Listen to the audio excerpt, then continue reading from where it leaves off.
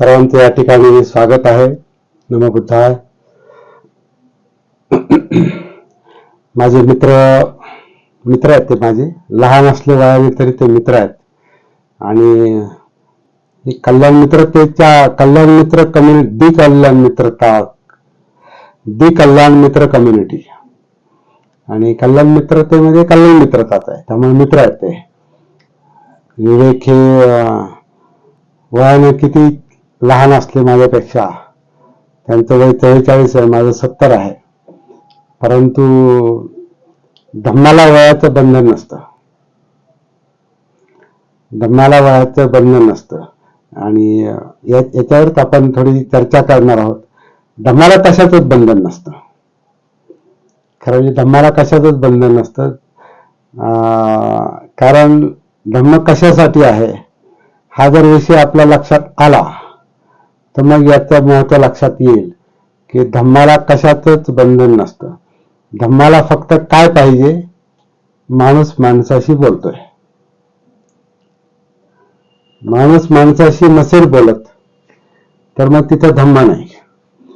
तुम्ही एखाद्या टेक्निक बोलत असाल तर ते टेक्निकला धरून बोलताय तुम्ही. एखादी संस्था बोलत असाल, एखादा समाज म्हणून बोलत असाल, एखादी जात म्हणून बोलत असाल, एखादा धर्म म्हणून बोलत असाल, देश म्हणून बोलत असाल, विद्वत्ता म्हणून बोलत असाल, व शिकलेला अडाणी, गरीब श्रीमंत, असा कोणताही भेद तुम्ही मध्ये आणला का तिथे धम्म लक्षात आला नाही असा त्याचा अर्थ आहे. त्या धम्माची मुळातच आपल्याला एक मनाला समज करून घेणं गरजेचं आहे असं मला वाटतंय. माझा आता 46 वर्षांचा अनुभव आहे. त्याचे बरेचसे साक्षीदार हे विवेक आहेत आणि आणखीन काय मित्र आहेत माझे याच्यात. 2-3 मित्र जे मला जाणतात, त्यांना हे माहिती आहे, विवेक आणि इतरांना हे माहिती आहे की ह्या 46 वर्षांच्या कारकिर्दीत त्यांनी जेवढी पाहिली तेवढी मी दुसरा विषय बोललोच नाही. आणि आपला हा जो उद्देश आहे वर्षावासाच्या निमित्ताने धम्मचक्र प्रवर्तन हा विषय समजून घेणं आणि कल्याण मित्र कम्युनिटीच्या वतीनं ते समजून घेणं हे फार छान सांगड आहे. मगाशीच मी विवेकला म्हटलं हे फार छान सांगड आहे. तुम्ही फार चांगलं हे केलं. एक तर मला ते नावच आवडलं. मुळात ते नाव याच्यासाठी आवडलं का इथं कोणताही भेद नाही म्हणून एवढा विस्तार मी जो केला तो कल्याण मित्र कम्युनिटीला धरून केला. कल्याण मित्रता जर खरंच लक्षात आली ना तर आपण समोरासमोर फक्त माणूस बसलेला आहोत एवढे डोक्यात घेणं गरजेचं आहे. त्याच्या व्यतिरिक्त कोणती आयडेंटिटी आपल्या डोक्यात असेल तर मग आपण त्या आयडेंटिटीतून बोलतो. आणि जिथं आयडेंटिटी असते तिथं भेद असतात.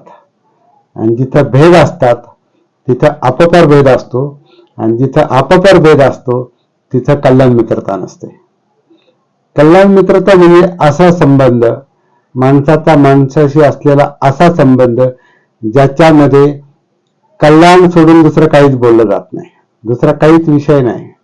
मनात दुसरा विषयच नाही. कल्याण हित त्यालाच बुद्धांनी दुःखमुक्ती म्हटलेलं आहे. कल्याण म्हणजे काय? दुःखमुक्ती. दुःखमुक्ती हा विषय आपण तेवढ्या काय म्हणतात आत्मीयतेने अजून त्याच्याकडे पाहत नाही बरेच लोक. दुःखमुक्ती हा विषय लोकांना असं वाटतं काय दुःख घेऊन बसले. दुःख कसलं आलंय? आनंदगडे इकडे तिकडे चोहीकडे वरती खाली मोद वगैरे सगळं आनंदच आहे. कुठं दुःख कसलं काय आलं? काही लोक दुःख स्वीकारत नाहीत, मानत नाहीत. त्याचं एकमेव कारण आहे आपण आपल्या जीवनाच्या संपर्कात नाही.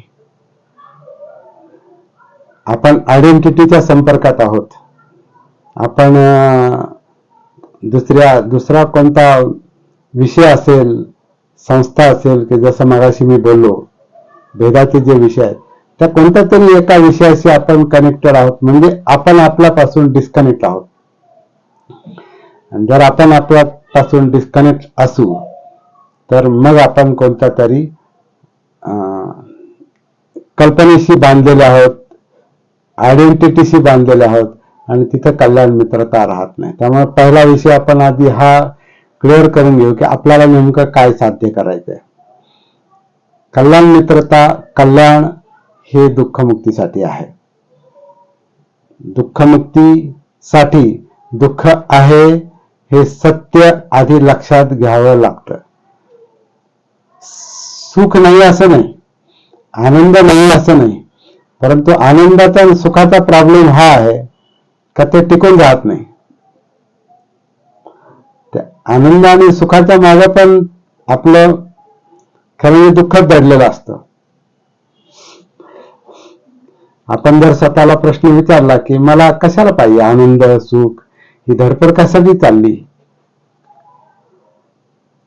तर त्याचं उत्तर काय येणार आहे? माझ्याकडे ते नाही, मी आनंदी नाही म्हणून आनंद पाहिजे मला, मी सुखी नाही म्हणून सुख पाहिजे. जसं आपण आपल्याकडे पैसे नसतील तर आपण पैसे मिळवण्याची धडपड करतो, गरीब असलं तर श्रीमंत होण्याची धडपड करतो. जे आपल्याकडे नाही त्याच्यासाठी धडपड काढलेली असते, नाही त्यामुळे धडपड करायची काय गरज आहे?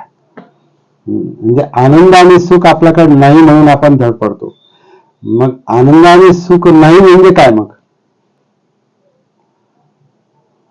काहीतरी कमतरता आहे, काहीतरी यातना आहेत, काहीतरी टेन्शन आहे, काहीतरी प्रेशर आहे, एकटेपणा आहे, अस्थिरता आहे, अस्वस्थता आहे, चिंता आहे, भय आहे, नीट झोप येत नाही, काही आजार आहेत. आता बऱ्याचशा आजारांचं मूळ हे मनातच सांगितलं जातं. मेडिकल सायन्स पण ते म्हणतोय आता, आणि त्यांनी सिद्ध पण केलं. आपले 99% आजार हे मनाशी संबंधित आहेत. आपलं मन जेवढं दुःखी, मन जेवढं विचलित, ते जेवढं चंचल, ते जेवढं अस्वस्थ, तेवढे त्याच्यातून कुठल्या ना कुठल्या आपल्या शरीरातल्या ग्रंथी स्रावतात, आपल्या स्नायूंवर, आपल्या शरीरातल्या वेगवेगळ्या अवयवांवर त्याचा परिणाम होतो, आणि मग त्याच्यातून आपल्याला वेगवेगळे आजार उद्भवतात. इतकं साधं सोपं मनाचा आणि शरीराचा संबंध आहे. म्हणून मन हे मुख्य आहे. आणि मन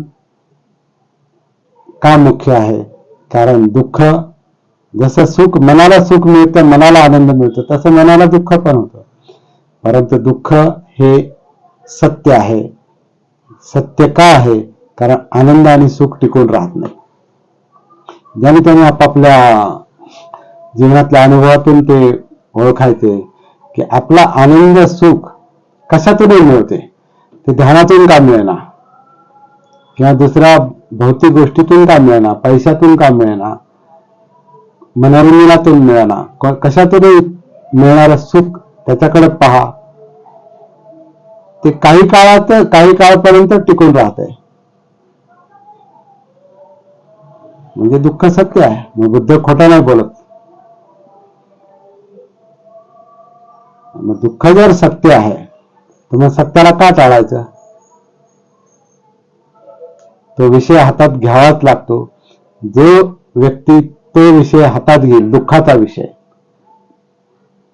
त्याच्यातून मिळणारा आनंद, सुख हे तर परमसुख आहे. निब्बानं परमं सुखं. निब्बान म्हणजे दुःखमुक्ती.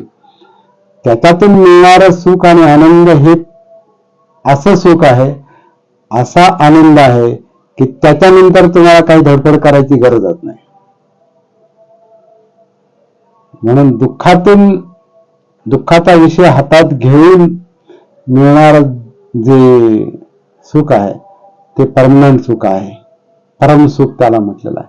तर असा हा धम्माचा विषय आहे. म्हणून मुद्दाम विस्तार याच्यासाठी केला. आपण नंतर धम्मचक्र प्रवर्तनाकडे जाऊ, कारण धम्मच नाही समजला तर मग प्रवर्तन काय लक्षात येणार. मग आपण आणि परत कल्याण मित्र कम्युनिटीमध्ये कल्याण मित्रताच लक्षात नाही आली तर मग आपण बाकीचे विषय पण लक्षात घेऊ शकत नाही. कल्याण म्हणजे दुःखमुक्ती आहे परत. तर असा हा विषय आहे आणि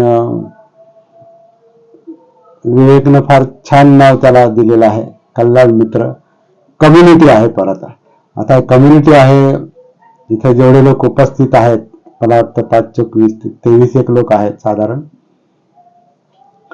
5-15-18 लोक आहेत. तर 18 लोकांचे आता 19 झाले, 19 लोकांची कम्युनिटी. असा जर विषय विचार केला आता 19चे समजा 2900 होतील काही दिवसांनी आणि ही कल्याण मित्र कम्युनिटी बनली आणि कल्याण मित्र कम्युनिटी एकमेकांच्या कल्याणाचा विचार करते माणूस म्हणून, कुठल्या आयडेंटिटीतून नाही, कुठल्याच आयडेंटिटीतून नाही, माणूस म्हणून जर ती खरोखर एकमेकांचा विचार करत असेल तर मग किती कल्याण होईल. हा असाच समाज बुद्धांना अभिप्रेत होता, म्हणून कल्याण मित्रता संपूर्ण धम्म म्हटलेला आहे. कल्याण मित्रता समजली तर धम्म शिकायची गरजच नाही, कारण त्याच्यात धम्म येतोच आहे, तोच धम्म आहे. कल्याण मित्रता संपूर्ण धम्म आहे. बुद्धांचे जवळपास 25-30-40 वर्षे त्यांच्या सोबत राहणारे आनंद आणि त्यांचे ते भाऊ पण होते, चुलत भाऊ. तर ते एकदा बुद्धांना म्हणाले, मला असं वाटतं कल्याण मित्रता हा अर्धा धर्म आहे, अर्धा धम्म आहे. तर ते म्हणाले, आनंद असं म्हणू नको, कल्याण मित्रता अर्धा धम्म नाही, कल्याण मित्रता हा संपूर्ण धम्म आहे. कारण कल्याण कळालं, हित कळालं, दुःखमुक्ती कळाली, जीवनात दुसरं काय पाहिजे, जीवनामध्ये दुसरं काय पाहिजे. सगळे मनुष्य मात्र, सगळे प्राणी मात्र अणु थोलंग असं म्हटलेलं आहे. म्हणजे एकदम एक पेशीय अॅमोबा घ्या, नाहीतर डायनासोर घ्या. आता तो तर दिसत नाही, परंतु असं म्हटलं डायनासोर हा फार महाकाय प्राणी होता, तर त्याला तेच दुःख होतं जे अॅमिबाला होत असतं. किंवा माणसाला घ्या, कोणताही माणूस घ्या, दुःख सोबतच आहे. आणि त्याच्यातून मुक्त होण्यासाठी प्रत्येक जण धडपडतो. दुःखमुक्ती ही आपली गरज आहे आणि ती गरज कशी पूर्ण करायची, त्याच्यात माझ्या दृष्टीने 2 मार्ग आहेत. म्हणजे आपल्या अभ्यासाच्या दृष्टीने पाहिलं तर 2 मार्ग आहे. एक तर तुम्ही स्वतःला विषय बनवा, स्वतःला दुःखमुक्त करायचे हा विषय बनवा, नाही आणि ते झाल्यानंतर किंवा जेवढं तुम्ही स्वतःला दुःखमुक्त करू शकता तेवढं, जेवढं होतं तेवढं इतरांना शेअर करा. 2च गोष्टी आहेत. आता ही पहिली गोष्ट ही आधी महत्वाची, हे काही वेगळं सांगायला नको. मला माझं कल्याण कळालं नाही, हित कळालं नाही आणि मी दुसऱ्याला कल्याण मित्रता देईल असं होऊ शकत नाही, इम्पॉसिबल आहे.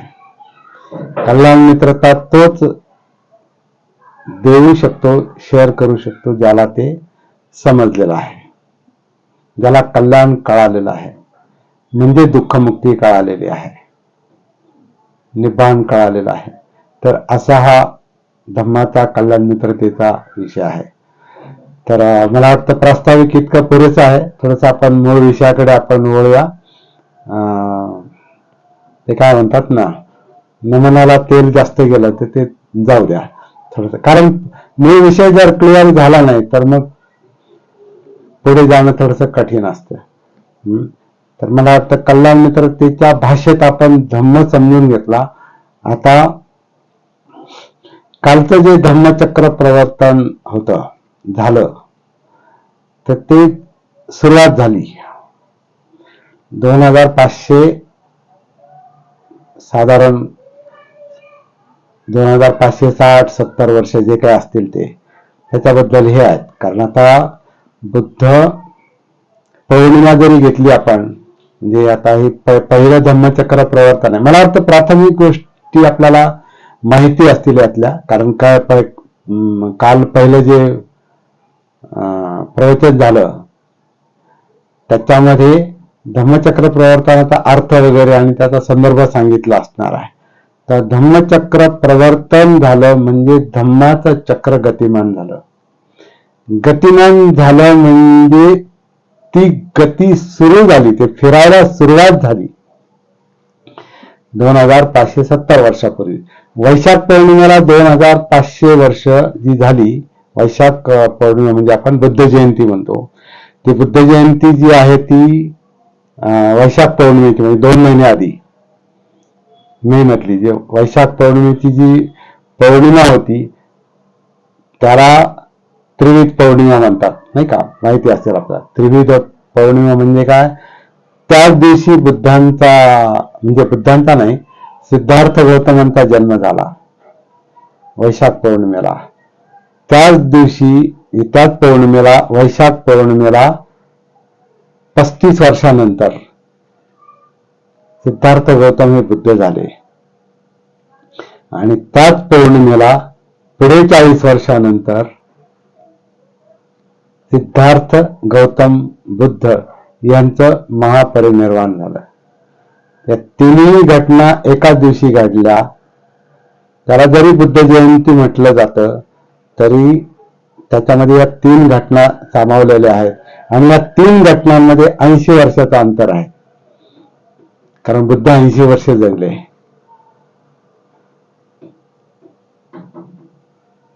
त्यामुळं हे जे 2 महिन्यानंतर जे धम्मचक्र प्रवर्तन झालं ते 2500 वर्षापूर्वी 60-70 काय असेल त्या वर्षी झालेलं आहे.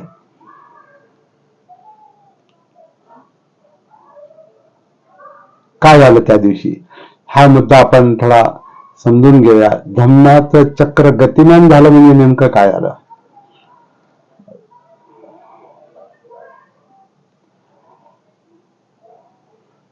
धम्म याचा दुसरा अर्थ मनोधम्म असा होतो. मनात जे जे काय आहे त्याला मनोधम्म म्हटलेलं आहे. धम्म म्हणजे मनोधम्म. आणि मन काय आहे हे सांगणं कठीण आहे. मनाचं लोकेशन, मनाचे गुणधर्म आपण पटकन शरीर जसं दाखवतं तसं मन नाही दाखवता येत. मन हे ओळखायचं असतं, मन हे जाणायचं असतं. आणि जाणणं जे आहे ते जागृतीच्या आधारे आहे. बुद्धांना आपण सम्मा संबुद्ध म्हणजे संपूर्ण जागृत म्हणतो. म्हणजे ते संपूर्ण जागृत होते. त्या जागृतीमुळे त्यांना धम्म समजला. म्हणजे काय समजलं नेमकं? धम्म समजला म्हणजे काय समजलं? तर सोप्या भाषेत त्यांना जीवन समजलं, हे जगणं समजलं, हे असणं समजणं, अस्तित्व हे असणं, आपलं जगणं, ही काया, यातला जिवंतपणा, यातल्या यातना, यातल्या भावना, चित्त, यातले विचार, हे जे मनोधम्म आहेत, इंद्रिय, डोळे, कान, नाक, जीभ, त्वचा, सुख दुःख, ह्या सगळ्या गोष्टी त्यांना ज्या जागृतीच्या प्रकाशामध्ये दिसलेल्या आहेत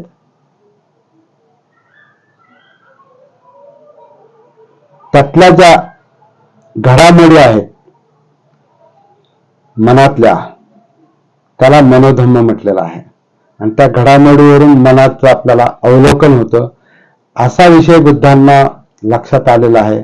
आणि त्याच्यात त्यांना हे सापडलं की हे मन नेहमी चंचल असतं, दुःखी असतं, यात यातना आहेत, यात टेन्शन आहे, प्रेशर आहे. आपला जन्म आपल्याला आठवत नाही, नाही का? आपला जन्म झालेला आपल्याला आठवत नाही. कुणाला आठवत असेल तर सांगा. आपला जन्म आपल्याला आठवत नाही, परंतु जन्म झाला झाला आपण रडलो हे दुसऱ्यांकडे पाहून आपल्याला कळतं. म्हणजे जन्म दुःख आहे, कारण आधी रडण्यापासून सुरुवात आहे. आणि रडण्यापासून सुरुवात का आहे, तर जन्म झाला झाला लगेच श्वास सुरू होत नाही, आनापान सुरू होत नाही. ते आनापान सुरू झाल्याशिवाय जगायला सुरुवात होत नाही. म्हणून तो आनापान सुरू होण्यासाठी ती कोंडी आहे. आणि ती कोंडी फुटली की आधी तो श्वास जो अपान बाहेर पडतो ते रडणं आहे. आणि ते रडणं झालंच पाहिजे, तरच जगणं पुढे सुरू होतं, जीवन सुरू होतं. ते अपान व्हावं, श्वास मोकळा व्हावा, म्हणून त्या बाळाला जर ते श्वास घेत नसेल, त्याला मिळत नसेल श्वास, तर त्याच्या पायाला उलट करून त्याला पाठीवर असं थापटतात आणि त्याचा श्वास मोकळा करतात. तर त्याच्यानंतर त्याचं जे रडणं आहे ते रडणं म्हणजे अपान आहे, आणि मग आन आहे, आणि मग ते जे चालू आहे ते आतापर्यंत आपलं चालू आहे. ते आपल्या बाबतीत घडलं, ते आपल्यापर्यंत चालू आहे. पण मुख्य मुद्दा असा आहे की ती जी सुरुवात आहे रडण्यातून, ते दुःखच आहे. ती यातना, काहीतरी यातना म्हणूनच रडतंय ना ते बाळ. म्हणजे आपण रडलो असू. जन्म दुःख आहे, जरा म्हणजे म्हातारपण दुःख आहे, वय झाल्यावर पण दुःख आहे, म्हातारपण दुःख आहे, मृत्यू दुःख आहे. आणि तो मृत्यू पण आपल्याला माहिती नाही. जसं आपल्याला जन्म आठवत नाही तसा मृत्यू माहिती नाही. आणि या माहिती नसलेल्या दोन टोकांच्या मधलं हे जे जीवन चालू आहे हे पण आपल्याला 100% जाणवत नाही, कारण त्याचं भान नाही. त्याच्यातला यातना दुःख हे आपल्याला कळत नाही, कारण आपल्याला जीवनाचं भान नाही, नसतं. म्हणून दुःख कळत नाही आणि म्हणून दुःख मुक्ती मिळत नाही. म्हणून आपली सगळी धडपड चाललेली असते. म्हणून जन्म, जरा म्हणजे म्हातारपण, याच्यात सोबत चालणाऱ्या व्याधी, आणि शेवटी मरण, प्रियांचा वियोग, जे पाहिजे ते न मिळणं, अप्रियांचा संयोग, जे नको तेच होणं मिळणं, आणि मनासारखं न होणं, ही 7 मूळतः दुःखाची कारणं बुद्धांनी सांगितलेली आहे. जन्म, जरा, व्याधी, मरण, प्रियांचा वियोग, अप्रियांचा संयोग, मनाप्रमाणे न घडणं. आणि सतत आपलं चाललेलं असतं. कालचं जे धम्मचक्र प्रवर्तन झालेलं आहे 2570 वर्षापूर्वी, जेव्हा कधी झालं तेव्हा,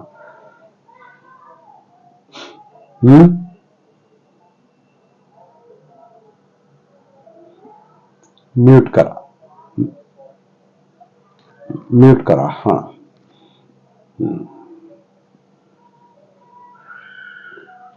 कालचं जे धम्मचक्र प्रवर्तन झालेलं आहे 2500 काही वर्षांपूर्वी, ते त्या पंचवर्गीयांना सांगितलं हे आपल्याला माहिती असेल. काल हा विषय झाला असावा.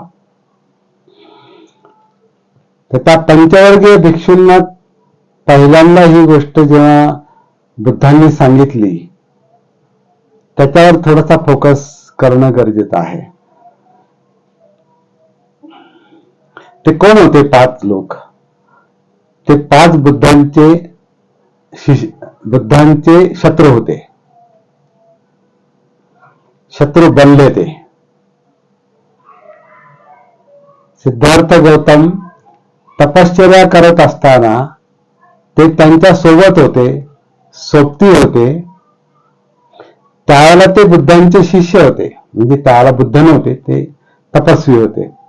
त्या तपस्वी सिद्धार्थ गौतमांचे ते शिष्य होते. ते 5 लोक, वप्पभद्दीय, महानाम, अस्यजित आणि कौंडिन्य, हे 5 लोक त्यांचे शिष्य होते. का? तर त्यांची तपश्चर्या त्यांना आवडत होती. ती फार कठोर तपश्चर्या होती. म्हणजे अशी तपश्चर्या त्या काळात दुसरी कोणी केली नाही असं म्हणतात. इतकी ती कठोर तपश्चर्या होती. आणि त्या तपश्चर्यामध्ये हे 5 लोक त्यांचे सहकारी होते, सहचारी होते.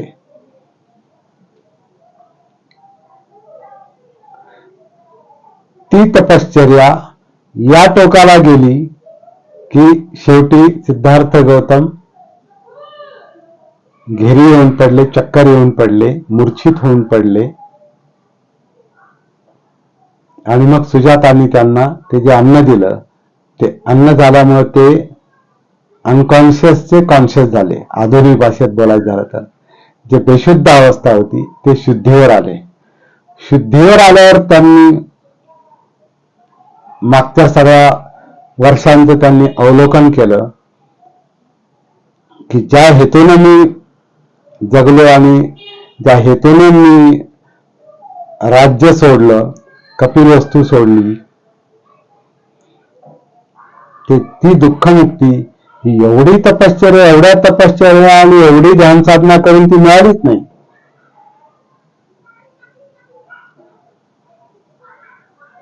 त्याला त्यांनी जगण्याचं दुसरं टोक मानलेलं आहे. ते पंचवर्गीयांना त्यांनी ते सांगितलेलं आहे.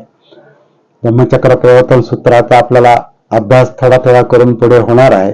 मी फक्त एक सार त्याचा सांगतो की त्या पंचवर्गीयांनी त्यांनी पहिल्यांदा सांगितलं की जीवन जगण्याची दोन टोकं असतात. कामसुखल्लिका अनुयोगो अत्तकिल मथानुयोगो. तर कामसुखल्लिका अनुयोगो म्हणजे आपली जी काही इंद्रिय आहेत, इंद्रियांची तृष्णा भागवत राहा. इंद्रिय किती? 6. डोळे, कान, नाक, जीभ, त्वचा आणि मन, म्हणजे मनोधम्म. ते मनोधम्म सुद्धा ते सुरुवातीला तृष्णाच असते त्यांच्यामध्ये, पण ते धम्म तेव्हाच म्हणतात जेव्हा जागृती येते. तोपर्यंत त्या मानसिक क्रिया म्हणजे मन, इंद्रिय. तर ती ही जी 6 इंद्रिय आहेत यांच्या सुखासाठी वाटेल ते करा, इंद्रिय सुख मिळवा, त्याचा उपभोग घ्या आणि त्याच्यासाठी जगा, आनंदासाठी जगा, इंद्रिय सुखासाठी जगा. बाकी चांगल्या वाईटाचा विचार करू नका. या उपभोगाचं एक पहिलं टोक आहे, त्याला म्हटलेलं आहे काम सुखल्लिका अनुयोगो. योग म्हणजे ध्यान आहे आणि कामसुख म्हणजे इंद्रिय तृष्णा. त्याचं ध्यान, त्याच्यावरच लक्ष. कारण ध्यान म्हणजे अटेन्शन, लक्ष. त्याच्यावर जोपर्यंत आपण ध्यान देतो तोपर्यंत त्याच्यातून ते एक नैमित्तिक किंवा तात्पुरतं सुख मिळतं, पण ते टिकून राहत नाही. म्हणून काही लोक दुसऱ्या टोकाला वळतात. जर इंद्रिय सुखाला किती त्याला पुरवा इंद्रियांना, जर त्याच्यातून सुख मिळतच नाही, मग आता दुसऱ्या टोकाला आपण जाऊ, त्याला त्रास देऊ, या शरीराला त्रास देऊ, या मनाला त्रास देऊ. मग त्याच्यासाठी आपण काय करू? वेगळ्या तपश्चर्या करू, आत्मक्लेश करू, इतका त्रास देऊ स्वतःला, इतका त्रास देऊ स्वतःला. त्याच्यात असं गैरसमज असतो की त्रास दिला तर पहिला त्रास मिटेल, पण तसं होत नाही. तो त्रास वाढत वाढत वाढत वाढत इतक्या टोकाला सिद्धार्थ गौतम यांचा गेला की शेवटी ते चक्कर येऊन पडले, मूर्छित होऊन पडले. पहिलं जे इंद्रिय सुखाचं आहे कामसुखल्लिका अनुयोगो, ते राजपुत्र असताना त्यांनी बरंचसं उपभोगलं होतं, हे आपल्याला माहिती आहे. आणि राजपुत्राचं सुख काय असतं हे आपण कल्पना करू शकत नाही. पण राजपुत्र म्हणजे सगळ्यात उपलब्ध आहे, रेडीमेड आहे सगळं. आपल्याला तरी धावपळ करावी लागते काहीतरी कमावण्यासाठी, जगण्यासाठी. त्यांना ते काही करायची गरज नव्हती, सगळं उपलब्ध होतं, सगळी सुख उपलब्ध होती. सगळे काय म्हणतात त्यांना, वेगवेगळ्या ऋतूतले वेगळे, 3 ऋतूतले 3 महाल होते, सगळे रथ होते, गाड्या होत्या, सेवेला नोकर चाकर, मनोरंजनाची साधनं आणि उपलब्ध ज्ञान तेही त्यांना मिळालं होतं. आणि काहीच करण्याची गरज नव्हती. त्यांचं जीवन एक प्रकारे म्हणजे ऐशारामाचं, आता त्यांनी ते ऐशारामी जीवन जगलं नाही, कारण ते एक समजदार व्यक्ती होते. सिद्धार्थ बुद्ध हे मुळातच जागृत आणि समजदार व्यक्ती असल्यामुळे ते त्याच्यात रमले नाही. म्हणूनच त्यांनी युद्धाला विरोध केलेला आहे. त्यांनी त्या राज्यामध्ये ते रमले नाही. त्यांचे जे काही शाक्य आणि कोलियांचं युद्ध जे छेडलं गेलं होतं आणि रोहिणी नदीच्या पाण्यावरून त्या युद्धामध्ये त्यांनी शाक्य संघामध्ये सहभाग घेतला नाही, त्यांनी समर्थनही केलं नाही, सहभाग पण घेतला नाही. तर त्या शाक्य संघाने म्हणजे त्यांच्याच लोकांनी त्यांना जी शिक्षा दिलेली आहे त्या शिक्षेमुळे त्यांना ते राज्य सोडून जायला भाग पाडलेला आहे. ते गृहत्याग हे त्याचा नंतरचा परिणाम आहे. परंतु ग्रंथामध्ये जी माहिती आलेली आहे की ते रात्रीच आई त्यांची बाळ आणि त्याची आई म्हणजे यशोधरा आणि राहुल झोपेत होते आणि मग रात्रीचे ते पळून गेले, हे साप चुकीचं आहे. हा संदर्भ बाबासाहेब आंबेडकरांनी आपल्या ग्रंथामध्ये दिलेला आणि तो पटतो. तर तो युद्धाला विरोध केला, म्हणून त्यांना शिक्षा झाली. शिक्षा झाल्यामुळे राज्यत्याग झाला आणि राज्यत्यागामुळे गृहत्याग झाला. आणि गृहत्याग केल्यानंतर आता एकदा घराबाहेर पडलं आपण काय करू? आपल्यासारखा माणूस समजा घरातून आपल्याला हाकलून दिलं किंवा काहीतरी निमित्तानं जावं लागलं तर आपण बाहेर गेल्यावर काय करणार आहे? बाहेरची जी परिस्थिती आहे त्याच्याशीच आपण काहीतरी ऍडजस्ट करून आपण आपलं जीवन पुढे नेणार, कारण जगायचंय, पुढे नेणार. तर त्या काळामध्ये सिद्धार्थ गौतमांना जे काही सापडलं, जे काही मार्ग होते, त्या मार्गाने ते जात असताना ते जीवनाचा विचार करत असतील का जीवनाचं स्वरूप कसं आहे? तर त्यांना जी लगेचच दुसरा जो मार्ग त्यांनी पत्करला ती परिस्थिती तशी होती, कारण त्याला फॉरेस्ट कल्चर होती, जंगल संस्कृती होती. आणि जंगल संस्कृती असल्यामुळे म्हणजे आजच्यासारखी सिव्हिलाइज कल्चर नव्हती, ती सुधारित किंवा प्रगत संस्कृती नव्हती, ती फॉरेस्ट कल्चर होती, जंगली कल्चर होती. त्या संस्कृतीमध्ये अनेक लोक गृहत्याग करून हा जो दुःखाचा त्रास आहे, यातनांचा त्रास आहे, हे कमी करण्यासाठी ते दुसऱ्या टोकाला जायचा प्रयत्न करत होते. त्यांच्यात सिद्धार्थ गौतम मिसळले आणि मग त्यांनी तो मार्ग पत्करून त्या काळात प्रचलित असलेल्या अनेक तपश्चर्या त्यांनी केल्या, अनेक ध्यान साधना त्यांनी केल्या, अनेक गुरु त्यांना मिळाले, जसं भृगु ऋषी आहे किंवा प्रसिद्ध जी 2 नावं आहेत, आलार काला, मुद्दक रामपुत्र, आणखीन बरेच असतील. सगळ्याच गोष्टी आपल्या समोर आल्या नाही, जेवढ्या ग्रंथात आहेत तेवढ्याच आपल्या समोर आहेत आणि ग्रंथ काही परिपूर्ण नाही आहेत. ते नंतर लिहिले गेलेले 200, 300, 500 वर्षांनी काय लिहिले ते. परंतु त्यांना अनेक गुरु जे भेटले त्यांच्याकडून त्यांनी सगळ्या तपश्चर्या करून पाहायला मिळालेल्या, ध्यान साधना करून पाहिल्या. शेवटी त्याच्यात अपयश आलं, ते मूर्छित होऊन पडले. सुजाताचं आणणं, कॉन्शियस होणं, जाग येणं, भानावर येणं आणि मग विचार केला की जीवनाची ही जी 2 टोकं आहेत, ही दोन्ही टोकं काही कामाची नाहीत. कामसुखल्लिका आणि योगो, आणि दुसरं टोक जे आहे ते अत्त किल मथान योगो, म्हणजे आत्मक्लेशाचं ध्यान.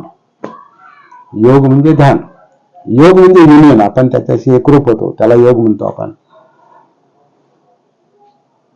तर हे आत्मक्लेशामध्ये त्यांचं मन मग्न झालं.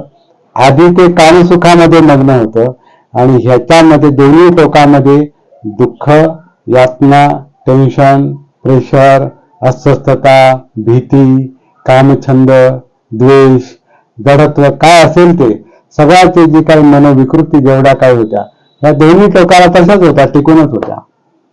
आणि जेव्हा ते कॉन्शियस होतात, जागृत होतात, तेव्हा त्यांच्या लक्षात जे येतं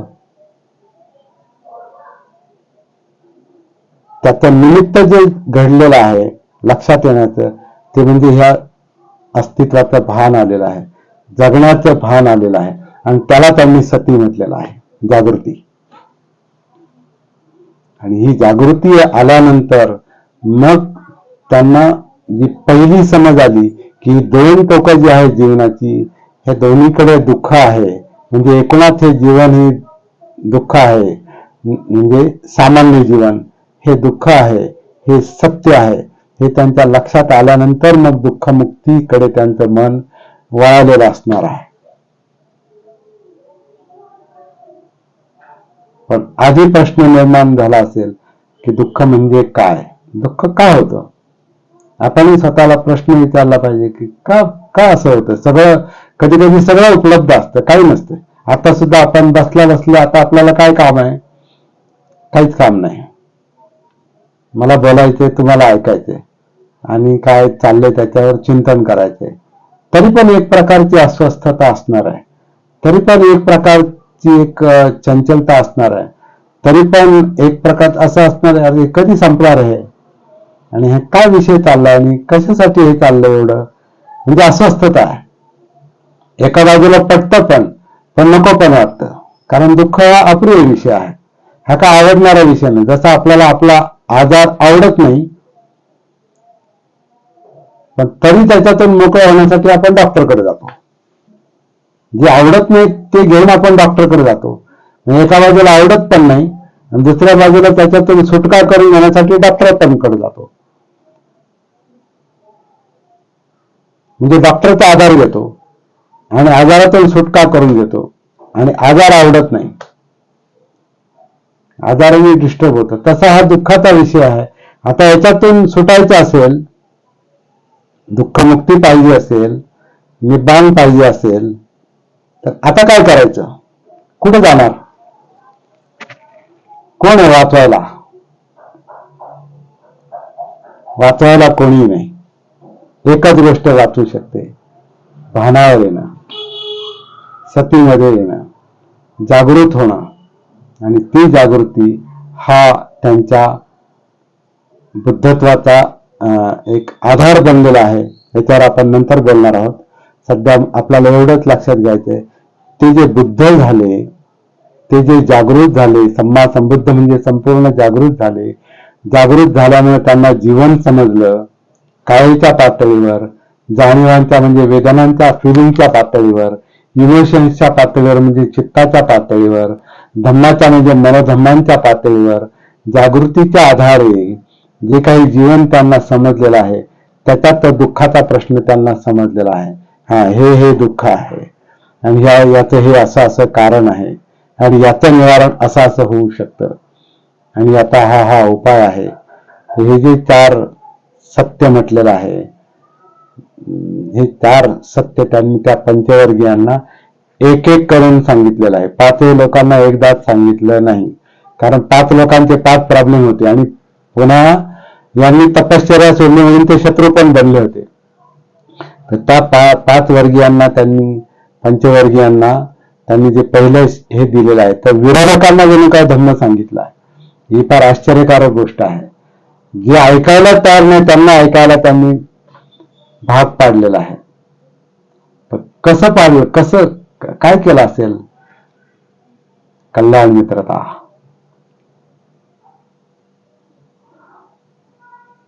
ते यांना शत्रू समजत होते, पण हे त्यांना शत्रू नव्हते समजत. यांना हे माहिती होतं, हे 5 तपस्वी माझ्या बरोबर अनेक वर्ष होते,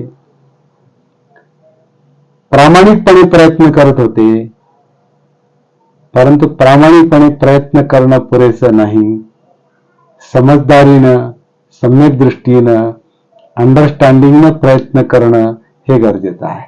आणि अंडरस्टँडिंग यायला, सम्यक दृष्टी यायला सम्मासती पाहिजे, म्हणजे जागृती पाहिजे. जागृतीशिवाय समज येत नाही.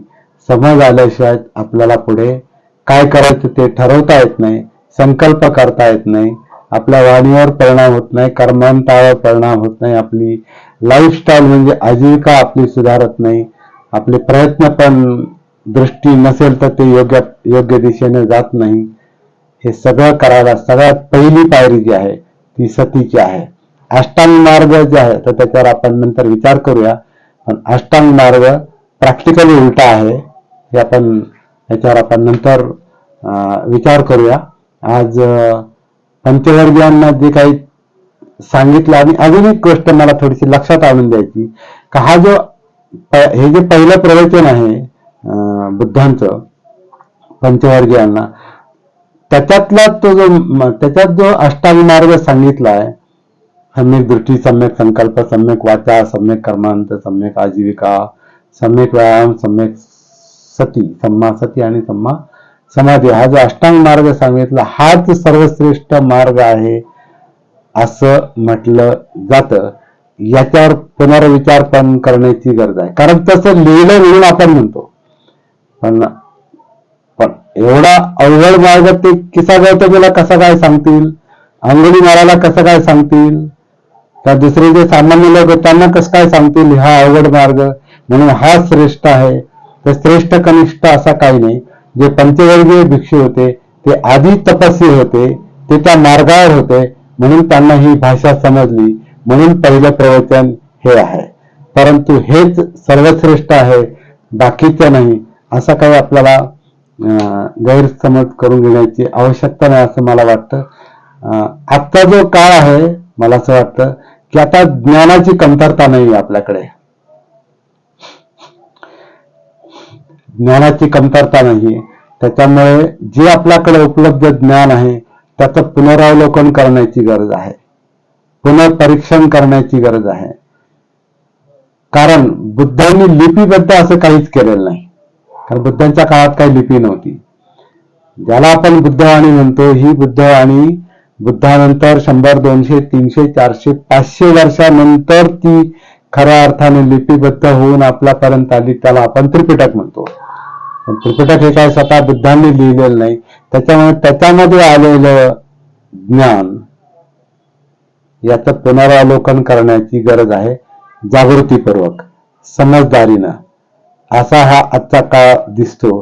कारण ह्याच्यामध्ये जर, या ज्ञानामध्ये जर एक वाक्यता आली नाही तर मग पुढचा काळ जो आहे हा थोडासा कठीण राहणार आहे. कारण आता इतकं ज्ञान लोकांकडे झालंय की त्या ज्ञानामध्ये, त्या साधनांमध्ये एक प्रकारे क्लॅशेस सुरू झालेले आहेत. तुझं श्रेष्ठ का माझं श्रेष्ठ, तर त्याच्यापासून आपल्याला सावध राहायचे. पहिलं जे धम्मचक्र प्रवर्तन आहे त्याच्याविषयी 1-2 मिनिटं फक्त सांगतो आणि मग थांबतो या ठिकाणी. धम्माचं चक्र प्रवर्तित झालं. धम्म म्हणजे मनोधम्म आपण म्हणतो. मनोधम्म हे गतिमान होतात. कधी गतिमान होतात?